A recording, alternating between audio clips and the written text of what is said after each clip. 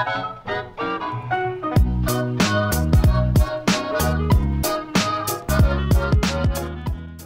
YouTube, my name's Nero, and today we have some Call of Duty Advanced Warfare. And what we're going to be doing in this video is actually going over some patch notes of a patch that's going to be coming to Advanced Warfare in the very near future. So Advanced Warfare has been out for a few days now. Sledgehammer Games has been listening to the community and all of our gripes and grievances with all the different things within the game. Me personally, I've already made videos talking about the combat record and how they're not working and whatnot. So they're making a patch, and they give us a small little list of things that are going to be in this patch. One would assume there's going to be more, but we're going to go over in this video some of the things that are going to be changing to the game, and most of it is not actual game-changing stuff. So the first thing they're going to be doing is they're going to be addressing prestige reset issues, which include emblems and challenges. So I'm not entirely positive what that means. Maybe someone reset their stats or something, it's not working out right. I never had this issue. Maybe somebody prestiged and they didn't get their emblems or something. I have no idea what this honestly means. If you guys do have an idea what they're talking about with that prestige reset issues, including emblems and challenges, let me know about that in the comments. The next thing they'll be working on is going to be adjustment to the in-game chat names notifications placement, which I think is something everybody wants. If you guys don't know about this, I'm sure you do if you've played Advanced Warfare, but basically whenever somebody in game chat talks, it's like the person that like designed the thing, they made the wrong text size. Like they left it at like the default 50 text size when they really meant it to drop it down to like a 12 size or something. You know, 'cause it takes up like the entire middle of your screen every time someone talks in game chat, which is not really a big issue for me because I mute everybody in the lobby that aren't my friends, and my friends and I, we all sit in a Skype call while we play Advanced Warfare, so their names don't actually pop up in game chat. So it's not really an issue for me, but I have seen it, and it is giant, and it's really, really obnoxious. So it's good that they're going to be fixing that. Next, they're going to be working on a fix for weapon reloads counting as speed reloads in certain circumstances. So maybe, perhaps, if you just press the reload button too quickly or something like that, maybe I'll do the speed reload. If you guys don't know, there is a speed reload here in Advanced Warfare. Basically, if you double tap the reload button and instead of just pressing it once, if you double tap it, it will reload your gun a lot faster, but it will actually get rid of all the leftover ammo you had in your magazine at that time. So it's more of like a skill-based reload system, and it's wasting a lot of ammo if you don't do it right. So you make sure you do it right, and it can actually just work out well for you.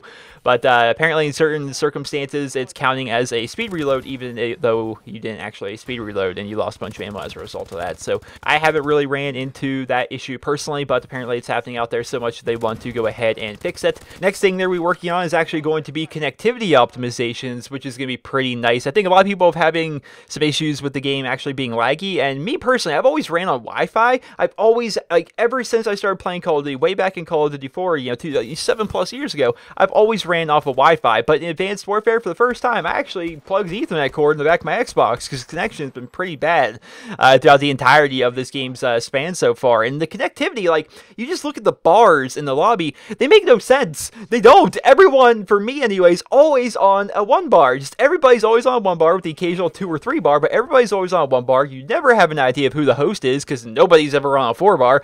It's just really confusing. Hopefully what they mean by connectivity optimizations is that they're actually going to be making it so the connections actually work a bit better. They're going to be connecting you to people that are closer to you, so hopefully you can have a lot better of a Call of Duty experience and not just be lagging around every single game. So hopefully that will be a good fix that's coming to Advanced Warfare. Next, they say they're going to fix stats for accumulating towards leaderboards after prestiging.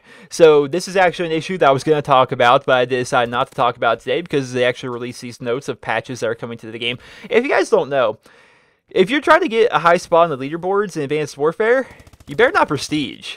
You just better not, because after you prestige in Advanced Warfare, they don't track your stuff to like the individual game modes leaderboards anymore. Like, for example, Search and Destroy.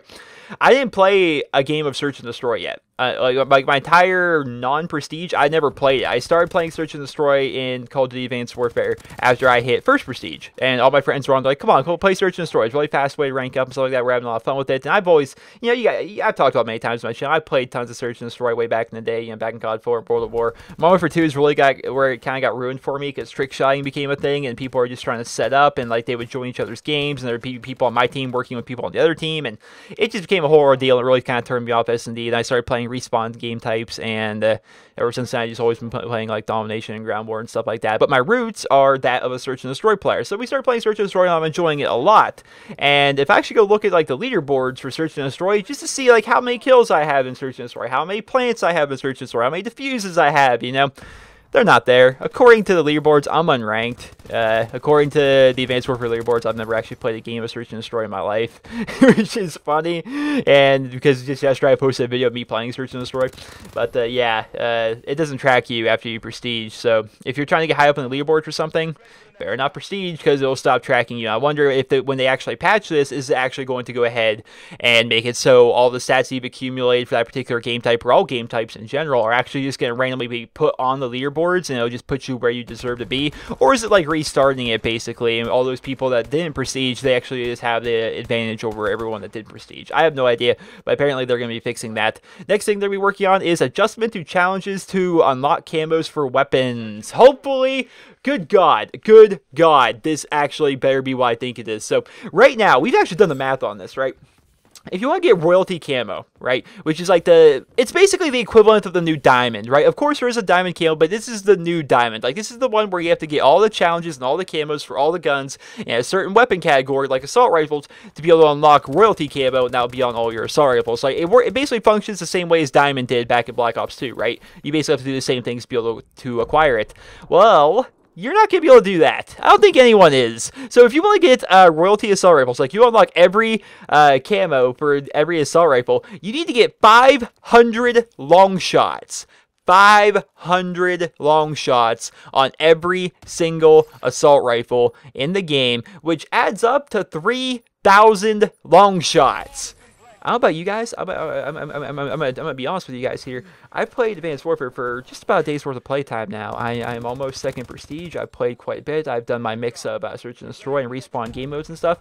I have like 70 long shots total in a day of playtime. You need to get 3,000, and that's with assault rifles, because keep in mind, a bunch of my long shots came from sniper rifles. So it's freaking absurd. You'll never be able to do that in your life. Like, oh man, who thought 500 long shots with an assault rifle would work? Especially in this game where everyone's moving all the time, and everyone's like, most of your combat situations are like close quarters and stuff. Like, oh man, that was so bad. So hopefully what this means is they're going to make it so it's not long shots that you need to get to acquire camos for your assault rifles. Maybe they change it. Or maybe they even drop it from like, maybe they just drop it by like orders of magnitude. Like maybe they drop it back so it's like instead of 500 long shots you need to get to unlock like the final long shot camo, you now need to have like 50 instead or something like that, which would be a lot better. Make it so it's like get 10 long shots, get 20 long shots, get 30 long shots, get 40 long shots, get 50 long shots. Even then, that's still kind of a stretch, but it's way better than trying to do 500. That is just absurd. How did any of that even make it past like initial testing? It's absurd. Next thing they'll be working on is a fix for round-based game modes affecting win-loss ratios, which is the entire point of what I talked about in yesterday's video, talking about how combat records are broken, because if you play Domination or you play Search and Destroy, which I do, you get a loss for every round of Search and Destroy that you lose, but you don't get a win for every round of Search and Destroy that you win. You only get a win if you win the overall match. So I showed it in the video yesterday. I'm like, here we are. Here's my win-loss ratio. Here's my wins and all that. Here I am just playing a game of Search and Destroy. But hey, we won the game of Search and Destroy. Oh, look at that. My win-loss ratio is dropped. Because my win-loss is just constantly going down to the point where my win-loss ratio, guys, is actually negative right now. It's gone. It's completely negative. It's like 0.7 or 0.8 something now, because we've been playing Search and Destroy. Even though we never lose. We never lose. Like, once again, I keep track of my losses. I've lost 10 times. 10 times total in Advanced Warfare since it came out. And I have a negative win-loss ratio because, you know, this thing, it's broken. Same thing goes for Domination. If you go into the half of Domination and you're losing, well then, you know, that gives you a loss on your combat record. Even if you win the overall match, you're going to get a win and a loss because you were losing going into halftime. So they're going to be fixing that, which would be pretty great. But the damage is already done. Like, everyone's win-loss ratios are already in the tank anyway. So, I mean, fixing it now is just like, at least you're doing it. But what they should do is find a way to like, reset everybody's win-loss stats and stuff like that. So we can always kind of start over and not have negative win-losses. But if they don't, whatever. It doesn't really bother me too much. I'm kind of over it already. The final thing they're going to be working on is implementing the ability to unlock eSport role options in private matches. So if you want to do like game battles or doing UMG or whatever that kind of stuff is, you're doing competitive Call of Duty, basically they're going to give you the ability to unlock eSport role options in private matches, which will apparently make that a little bit easier. Also, another thing they noted in here is they've been asked several times about a dedicated server report, and they actually just linked us a quote that Activision gave them earlier this week. So allow me to read this quote from Activision about the idea of dedicated servers here in Advanced Warfare. Advanced Warfare employs game servers hosted at data centers globally from all platforms and license servers as part of our proprietary matchmaking system.